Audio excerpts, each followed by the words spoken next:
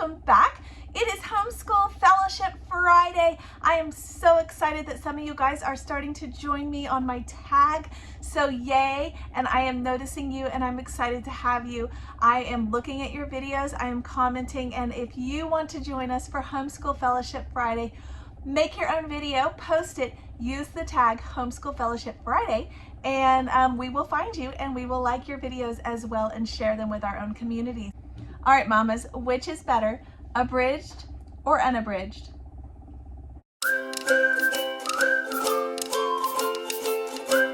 Hey mamas, welcome back. I am Laura Wilkie. I'm a Christian homeschool mama. I have 7 kids and we have been homeschooling from the very beginning, and we all want our kiddos to be well educated, well read, well versed in those classic literature books. However, sometimes it can be challenging to know which ones do you pick. Do you get the abridged or do you get the unabridged? And I want to give you guys a case for why our family goes with the abridged versions at this time in our homeschool journey. Okay, so first let's talk about the difference.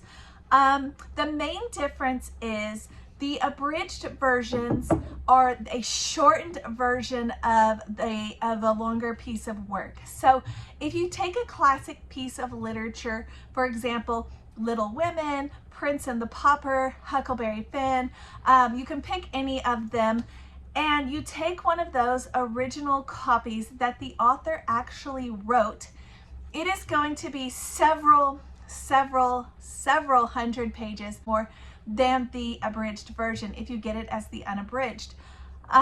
Also, it is going to, so that means they have taken some parts out. So what did they take out? They did, usually, if it's well done, they only took out the pieces that are not pertinent, not as important to the storyline, as maybe other pieces of the work are. They also would take out a lot of the fluff, a lot of the fluffy language, the descriptive stuff that goes along with it that we are not as accustomed to in today's time periods, which can sometimes be boring to little ones. So they've taken out some of that. So that is the main difference. And if you look along classical homeschool groups or Charlotte Mason school groups, you will often see that it is very taboo to read the abridged versions. Okay, we are a Charlotte Mason homeschooling family. However, I do believe that because her works were written in the 1800s, because her works were written so long ago, there can be some updates that can be made to that. And one of those is, for example, a lot of people who practice Charlotte Mason homeschooling will only read old works, okay? And they will discredit anything that is new. However, I do not think that Miss Charlotte Mason would have done it that way because she did not have the newer works that we have today as well. So I do think she would have appreciated including some of those in her work as well. And there are a lot of things that she wrote about that actually homeschoolers don't actually have to deal with, or homeschoolers do have to deal with. Some of those are updates and changes in pieces that have been created. Not only that, but if you look at some schools or some states have different regulations that some homeschoolers have to follow that may not align completely with the Charlotte Mason method. So there are some times when you have to make changes to that. And another one of those changes that I feel is completely okay to make is to do the abridged versions. So I'm going to tell you why. Don't blacklist me yet. I am going to tell you why, and I think that you may agree with me. Okay, so one of the reasons that we like the abridged versions in our homeschool is because of the convenience value. The convenience factor that comes along with that. They're readily available. They're easy for us to access. They're something that, you know, that's why they were created. They were created so that more people, especially people who maybe were not as educated, were able to access these pieces. And that's one of the reasons I really like them in our in our homeschool because we are educating several ages all at the same time. Charlotte Mason did not necessarily focus on multiple ages, especially toddlers and infants, at the same time as she was working with, you know, middle school kids and elementary kids and high school kids. And often homeschool mamas are juggling everything. We're doing it all. So having an abridged version in our home has been valuable for that, because it keeps my little ones as well interested in what we're reading, especially if I'm doing it as a read aloud. Now, I do tell my children every time when I read an abridged version of something, I do tell them, this is an abridged version. If you guys like this story, when you feel ready, you are welcome to read the unabridged version. So I do not say it as this is the end-all be-all of the story. I do let them know that there is more to the story. If they really like it, they can investigate that on their own. So I give them that option as well. But I think that it is an easy introduction to a challenging piece of work. And if you look at that, those pieces of works that you did not like reading, like maybe in high school or middle school, those things that you just frown at even today as an adult, when you hear them, you hear the title, you frown at them, it's probably because they were uninteresting, they were forced upon you, and they were challenging for you to read at the level that you were at. And I feel like that with several pieces of works. I can name some off the top of my head. Watership Down is one of them.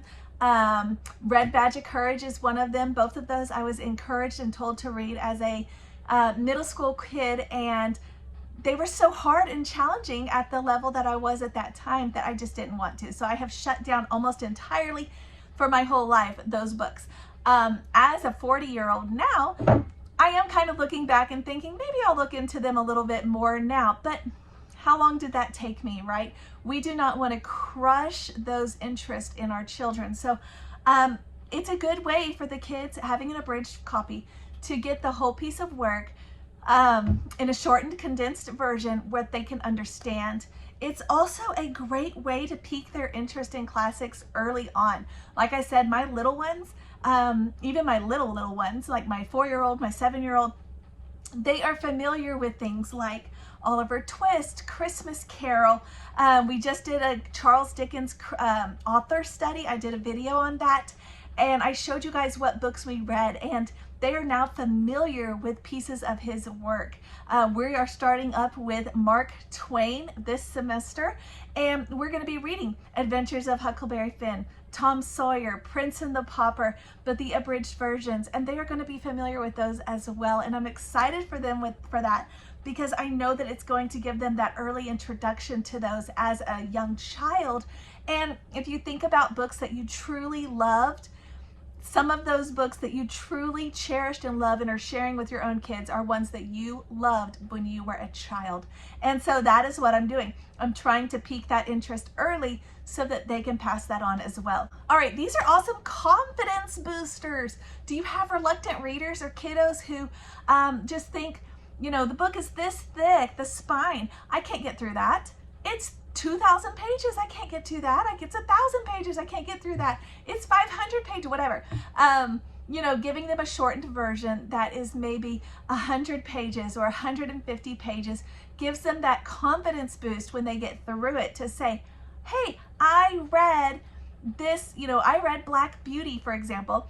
That was the first classic that my oldest daughter read on her own, and it was such a confidence booster for her because she went and told people, and you know, she liked the story, and she told people like grandparents, and they knew the story from their own childhood, so they were able to talk the story together and remember it together. And it was a fun way for her to bond because she was confident in her skills and her ability to read that piece of work, and it was something that somebody else that she knew had also read. So that was really cool for her too. Okay, so it feels like sometimes in homeschool world that the days are so long. Am I right? However, when you look back, it flies by. The years are short. You hear that all the time, right? The days are long, the years are short. And if you read the abridged version, it gives you a way to get through many books in a shorter amount of time. So I do like the abridged versions for that reason. There is only one of me, and if I am doing a read aloud with the kids, I can only read so many books in a school year. We might have other things that come up as well, so that might even, you know, take that list down a little bit. And it's a good way to get a bunch of books read in a short amount of time. Yes, we could spend our whole school year or our whole first semester reading one book, and we would know that book, you know, really well. But I think a lot of things would be lost. I think we would lose time. I think we would lose interest. There are times when I want us to read those longer books. One of them is Pilgrim's Progress, but we are already starting on the abridged versions, the shorter versions as they're little. Narnia, we will read through that whole series, but we're starting with, you know, I have a picture book version that we have started with already. They've seen the movies. We're starting small, building that interest as, you know, I'm also kind of waiting for my little ones to get just a little bigger. The whole Little House series, we've read a couple of them, but we haven't continued and finished the series because, like I said, I'm waiting for some of my little ones to get bigger. I actually started the Little House series with the picture book version when my oldest was actually in preschool. So you know, you do this all the time. You start with those little versions, and you may even, like Little Golden Books has smaller versions as well of a lot of these classics, and you read those when they're, you know, 3, 4 years, 5 years old, and then you read the bigger version when they're a little older. It's the same idea, and so that is why I like it. You build that interest, and then when they approach it as an older kid or a teenager or an adult, whatever, you already know what's going to happen. So you're not trying to figure out the story as you're reading. You're able to enjoy the story. It's kind of like the Bible. We do the same thing with the Bible. We give our children, even when I was a new Christian, I gave myself the children's versions of the Bible to read those slowly so I could learn the stories. No, it didn't include every single story or every single detail. However, when I got to those as an adult later, well, I was saved as an adult anyways, but as I got to them later, I already knew the story. So I wasn't spending my time trying to figure out the story. I was actually spending my time going, oh, I didn't see that. Oh, I didn't know that. It's kind of also like when you watch a movie before you read the book. You know what's going to happen, but then when you go back and read the book, and again, everybody says that's taboo, right? Read the book first, then watch the movie. But honestly, if you do it in reverse, instead of being let down by the movie, you're inspired by the book. So maybe we should do it in reverse. I don't know. We always do it the other way too, because that's how I was taught. But all right, so if you're going to do an abridged version of a book, let me give you guys some tips from our own experience. Learn from our mistakes. So I'm going to give you two of the sets that we actually really like when it comes to abridged books. And the first one is the classic starts. I like the classic starts. They're really short. The kids can get through them quickly, and they have pictures. The hardcovers are beautiful. They're soft to touch, and they just are nice. They feel like a nice, good version. We are going to read several of these. We've read several of them in the past, and that's how we're going to read Prince and Pauper this year, this semester. So it's actually from the Classic Starts series. Another one that I really like is Great Illustrated Classics. Again, same thing. It has larger font, so the kids can feel like they're getting through it faster. This is how we read Christmas Carol. This is how we're going to read Huck Finn. This is how we're going to read Tom Sawyer. And this is how my daughter read Black Beauty, the very first classic she ever read. So I will say that both of these are a win. They are both very good versions. The Classic Starts are a good one to go with, and the Great Illustrated Classics are a good one to go with. I did check out another one, and it was a big mistake. So I'm going to tell you guys, do not get these. At least I would not get them if I was you, because we read Jungle Book with this version here, Treasury of Illustrated Classics. These are $3.99 at Hobby Lobby. And I was so excited for that, but you can find them also on Amazon.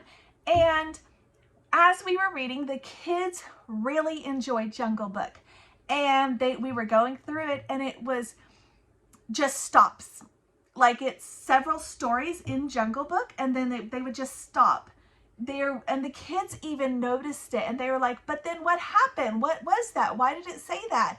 Why didn't it continue? Where's the rest of the story? And I'm like, oh, I don't know. This doesn't make sense. So I am going to say the abridged version, it might just be Jungle Book, but I'm going to go ahead and for my own family, we're just not going to read those anymore.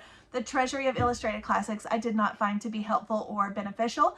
They just kind of stopped. I will link the video below where that actually happened. I was doing a monthly homeschool update and I discussed this more in detail.